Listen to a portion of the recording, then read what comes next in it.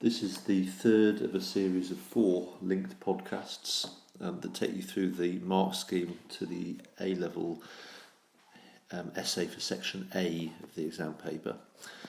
This podcast will focus on the communication strand of the mark scheme. So we'll just move in. Again, I'll just keep it so you can see the levels on the left there. Remember, I won't write them in this time, but levels 1 and 2 are basically a grade U. Level 3 is basically D stroke E. Level 4 is C stroke B, and level 5 is A. The upper end of a level 5 will be the starred A. So you've got to be thinking in terms of going above that line there to start accessing the A-level grades.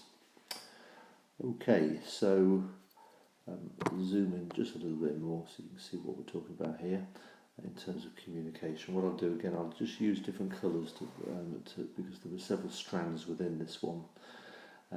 First of all, the obvious one, what most people think of with communication is spelling and what they call syntactical errors.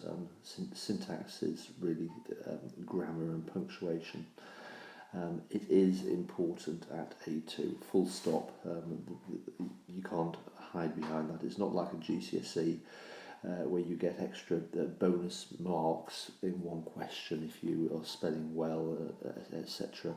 At A2 level, at all levels, it will pull your mark down if you are making frequent syntactical and spelling errors. So have a look there for you, a U grade. Frequent syntactical and or spelling errors are likely to be present, and it's exactly the same there. So remember, both of those are U grades. Okay, moving into the D stroke E grades, which is here. Again, it points out the answer is likely to include some syntactical and or spelling errors. You then move into the B stroke C, which is level 4, and it points out that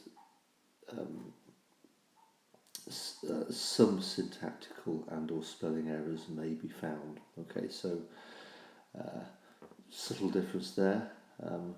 Really, to be honest, really not much. So when I do the 4th podcast, I'll explain really what impact this has on the marks. So you're not expected to have perfect spelling, punctuation and grammar, but effectively, if you've got fairly frequent errors, it's likely to impact on your mark. Okay, and then at the upper level, which is the A, occasional syntactical and or spelling errors. Now the difference between occasional, which is a level 5, and some, which is level 4 and 3, is just really a question of judgment. Perhaps a little bit exposed to the examiner there, I suppose. Now the next element, I'm just going to change the colour here to make it clear. Communication is not just about spelling, punctuation and grammar. Okay, it's also about the way in which the answer is organised. I just want to sort of pick that out. Okay, so if you look at the weaker end, the grade U end, the writing may have some coherence and it will be generally comprehensible, but passages will lack clarity and organisation. Similarly, there will be elements of coherence, but there are likely to be passages which lack clarity and or proper organisation. So there's that key word, organisation, of your answer, which we frequently emphasise the importance of paragraphing, the importance of building blocks, of thinking through before you put pen to paper, of what of the sequencing of your thoughts, and organising it so that those sequencings are very clear. Effectively, what are we saying? If it is disorganised, you are likely to not access the A-level grades. Okay, so once you start moving into the next level, which is the D/E, the answer will show some degree of direction and control. Okay, but it does say these attributes will not normally be sustained through the answer. And again, there may be passages which show deficiencies in organisation. So it's that usual thing which is very common with the lower grades. You're not really sustaining it. You're showing aspects of it, of what's required for the higher levels, but you're not sustaining it throughout the answer, which pulls you down to the lower grades. It was very much the same with Strand B, development and support, which is about knowledge, and certainly Strand A, which is about your line of argument and focus. To access B and C, it's about sustaining it. It's about keeping it going throughout your answer.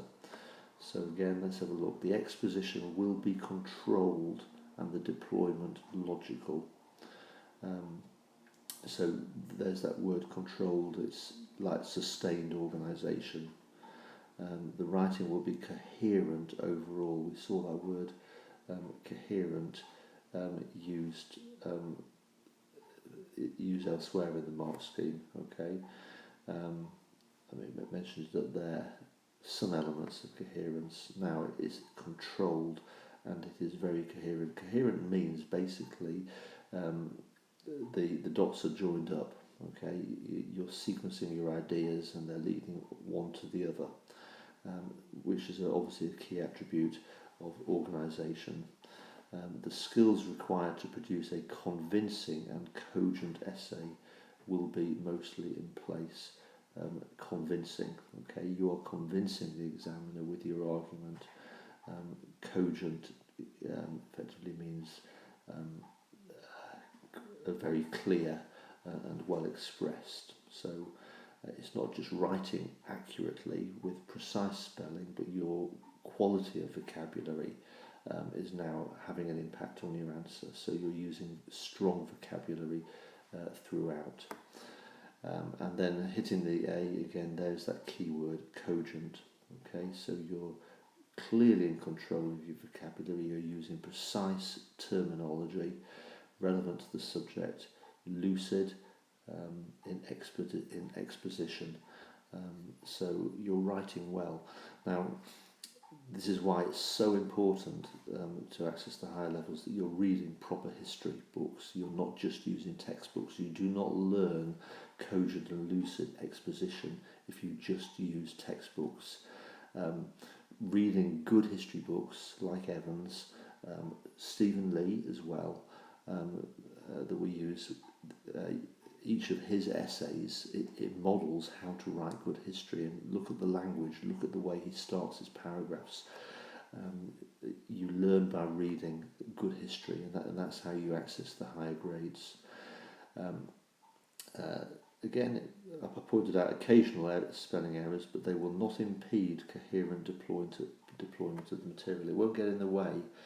So if you make an occasional spelling mistake, people do under pressure.